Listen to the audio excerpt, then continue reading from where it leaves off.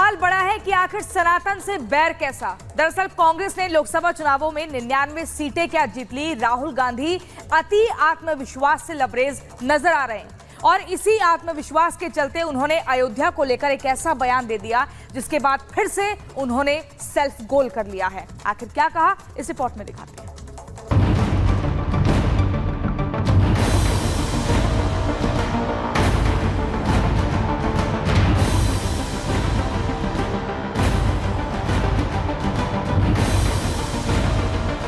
जो मूवमेंट अडवाणी जी ने चालू की थी, उस मूवमेंट को जिसका सेंटर अयोध्या था, उस मूवमेंट को इंडिया गठबंधन ने अयोध्या में हरा दिया है।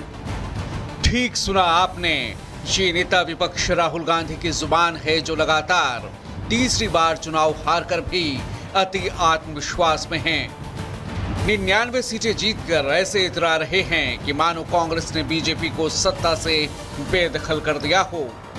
अति आत्मविश्वास में राहुल इस कदर बड़बोले बन गए हैं कि सनातन और हिंदू आस्था के अपमान से भी मानो उन्हें गुरेज नहीं। जो राहुल और कांग्रेस राम मंदिर तक नहीं गए, राम का नाम लेने से भी कतराते रहे, राम के अस्तित्व पर ही जिस दल ने कभी सवाल उठाए थे, उन्हें अब अयोध्या की बहुत याद सताती है। इसलिए तो राहुल गांधी ने गुजरात में बीजेपी पर हमला बोलने के चक्कर में राम जन्मभूमि आंदोलन पर ही सवाल उठा दिए।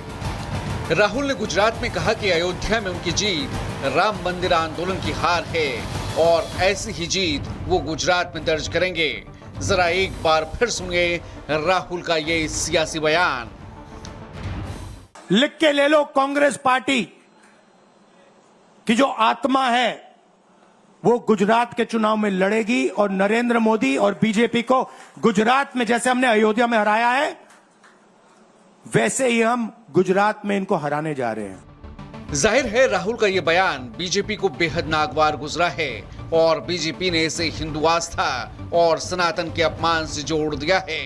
गौरतलब है कि गुजरात में अयोध्या पर बयान देने से पहले संसद में भी राहुल ने अपने भाषण के दौरान अयोध्या प्रसाद को जीत की बधाई दी थी और समाजवादी पार्टी के अध्यक्ष अखिलेश तो हाथों में हाथ डालकर अयोध्या के सांसद अयोध्या प्रसाद को लेकर घूमते रहे और उन्हें सार्वजनिक तौर पर अयोध्या का राजा तक बताया था।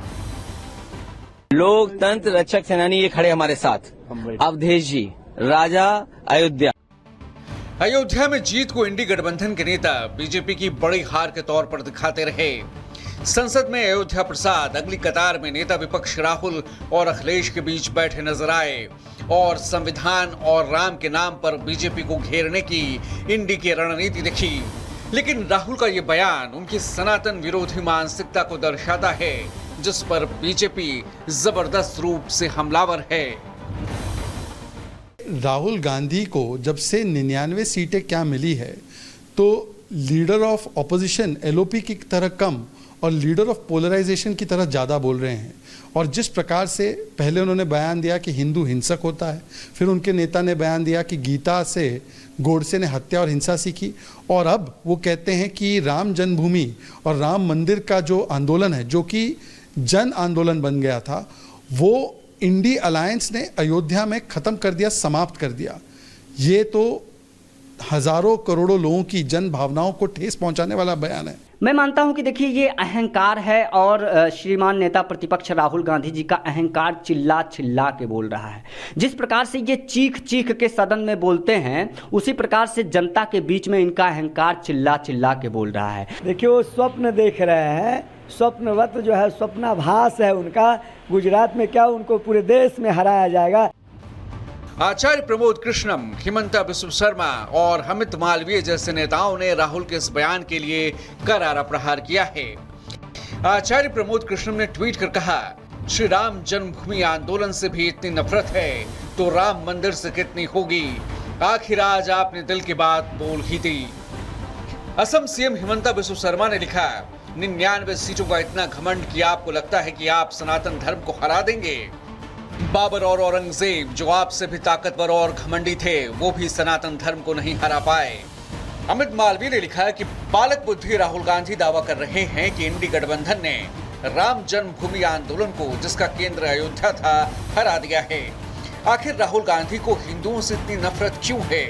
प्रभु श्री राम के अस्तित्व को मिटाने का दावा करने वाले पहले भी आए, लेकिन सब विलीन हो गए। लेकिन भगवान राम पर आस्था रखने वाले करोड़ों श्रद्धालु आज भी हैं। राहुल गांधी ने अयोध्या की जीत को जिस तरह से राम मंदिर आंदोलन से जोड़ा है, उससे एक बार फिर यही लगता है कि राहुल गांधी सनातन, अयोध्या और प्रभु श्री राम के अपमान की सीढ़ियां चढ़कर गुजरात में अपना झंडा बुलंद करने का सपना देख रहे हैं। अब सवाल ये है कि क्या गुजरात की जनता सनातन का अपमान करने वाले राहुल गांधी को गुजरात में टिकने देगी? कल राहुल के गुजरात दौरे में कम कार्यकर्ताओं के जुटने की वजह से राहुल को अपनी बाइक रैली तक कैंसिल करनी पड़ी, लेकिन फिर भी राहुल के हसीन सपने बरकरार दिखे। राहुल के इस उत्साह पर बीजेपी ने तंज कसा है। जब लोग उनके स्वागत के लिए आए नहीं, बाइक रैली कैंसिल करनी पड़ी और जो हजारों लोग का वादा दिया था पूरे राज्य से लाने का प्रयास किया गया, लेकिन मात्र और मात्र कुछ संख्या में कांग्रेसी कार्यकर्ता जुड़े। अटेम्प्ट में 3rd डिजिट न टच कर पाने के बाद मुझे लगता है कि वो जो एक लाइन है ना, जरा सा कुदरत ने क्या नवाजा, जो आके बैठे हो पहली सफ में, अभी से उड़ने लगे हवा में, अभी तो शोहरत नई नई है। लोकसभा में बहस के दौरान राहुल गांधी ने बीजेपी को गुजरात में हराने का चैलेंज दिया था। अब उसी चैलेंज को पूरा करने के लिए राहुल गुजरात में हाथ पांव मार रहे हैं। सियासत में राम मंदिर और जन्मभूमि आंदोलन को लाकर राहुल ने भूल कर दी है। उन्हें अपनी जीत का इतना भी अभिमान नहीं होना चाहिए कि वो भक्तों की भावनाओं से खेलें। हालांकि वो संसद में ये कर चुके हैं। राहुल के गुजरात जीत के दावे पर कांग्रेस नेता सुर में सुर मिला रहे हैं, तो वहीं बीजेपी हसीन सपने करार दे रही है। कि गुजरात की जनता ने बड़े विश्वास के साथ भाजपा को बहुत बहुत मौके दिए। अब गुजरात की जनता भी त्रस्त हो गई है। हम मेहनत करेंगे और मुझे पूरा विश्वास है कि गुजरात के लोगों का आशीर्वाद, समर्थन, प्यार कांग्रेस के साथ है और गुजरातियों के समर्थन से ही आने वाली श्योर सरकार कांग्रेस की बनेगी। अब वो मुगालते में रहे, ख्याली पुलाव वो लोग खाते रहे, स्वप्न देखते रहे।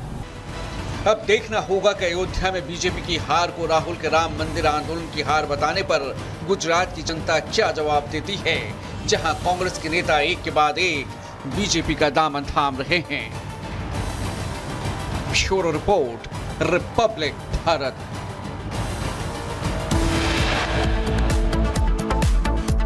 एक छोटे से ब्रेक के लिए यहाँ रुकेंगे और ब्रेक के बाद जब लौटेंगे तो आपको